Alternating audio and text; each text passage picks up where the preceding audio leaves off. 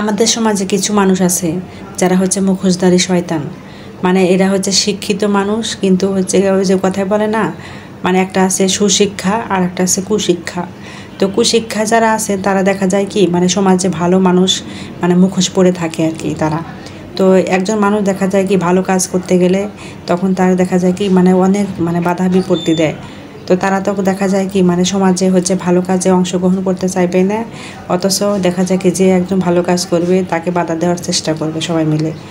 তো আসসালামু আলাইকুম, সবাই কেমন আছেন? আলহামদুলিল্লাহ ভালো আছি। সকালে যে ঘুম থেকে উঠেছি, উঠে হচ্ছে যে একটু হচ্ছে গাছে পানি দিলাম। তো আমার তো বারান্দা নাই, তো বারান্দাতে হচ্ছে মানে জানালাতে হচ্ছে কয়েকটা গাছ লাগিয়ে রাখছি। আমার গাছ খুব ভালো লাগে, পছন্দ, তাই ভাবলাম যে একটু গাছটা এখানে নিয়ে এসে লাগাই। তো এই যে গাছে পানি দিয়ে তারপরে যে বিছানাপত্রগুলো একটু মানে গুছিয়ে নিচ্ছি।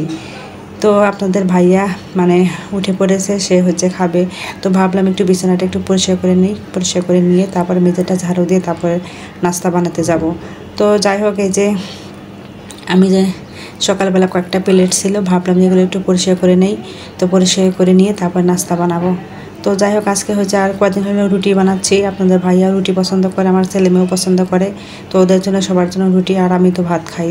সেজন্য কী করি, সকালবেলা রুটি ভাজে ভাত বসায় দিয়ে তারপরে কাটাকুটা করে তারপর তরকারিটা রান্না করে ফেলি, যাতে করে আমার দেখা যায় কি রুটি মানে খাওয়া লাগে না, আমি ভাতও খেতে পারি।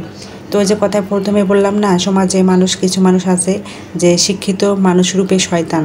এরা হচ্ছে মুখোশধারী। সমাজে কিছু মানুষ ভালো মানে কাজে অংশগ্রহণ করলে সেই কাজকে কীভাবে বাধা দেবে সেই চেষ্টা সবসময় করে। তো আছে না কিছু শিক্ষিত মানুষ, তবে শিক্ষিত বলা যায় না এদেরকে কুশিক্ষা বলে, সুশিক্ষা না। তো যাই হোক, আমি এই যে আমার জামাইকে নাস্তা দিলাম, নাস্তা দিয়ে সে খাওয়া দাওয়া করে বাইরে চলে গেছে। এরপর হচ্ছে আমি এই যে একটু চা বানালাম। তো আমি হচ্ছে ভাবলাম যে আজকে একটু রুটি খাই। তো আমার রুটি খেলে কিন্তু গ্যাস হয়, গ্যাসের সমস্যার কারণের জন্যই দেখা যায় আমি রুটি খাই না। তো আমি একটু চা নিলাম, আর এই যে দুটো রুটি নিয়েছি, আর একটা ডিম পোস্ট আর সাথে একটু ভাজি নিয়েছি, নিয়ে দেখে একটু খাই। তো খাওয়ার পর দেখা যায় কি আমি সাথে ভাতও বসে দিয়ে আসছি, চুলায় ভাত বসে দিয়ে এসে তারপরে নাস্তা খেলাম। তো যাই হোক, এই যে ভাত খাওয়া দাওয়া শেষ, মানে নাস্তা খাওয়া দাওয়া শেষ করে তারপরে হচ্ছে আমি যে দুপুরের জন্য রান্না করব।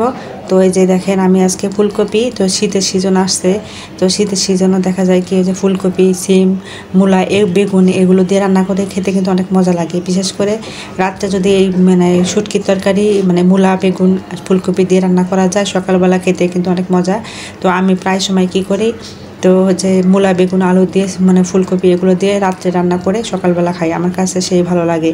তো যাই হোক, এই যে রান্নাটা মানে করা প্রায় শেষ হয়ে গেছে, মাছ দিয়ে দিলাম, দেওয়ার পর ঢাকনা দিয়ে ঢেকে দেবো। তো আজকে ভিডিওটা এই পর্যন্ত। সবাই ভালো থাকবেন, সুস্থ থাকবেন, আল্লাহ হাফেজ।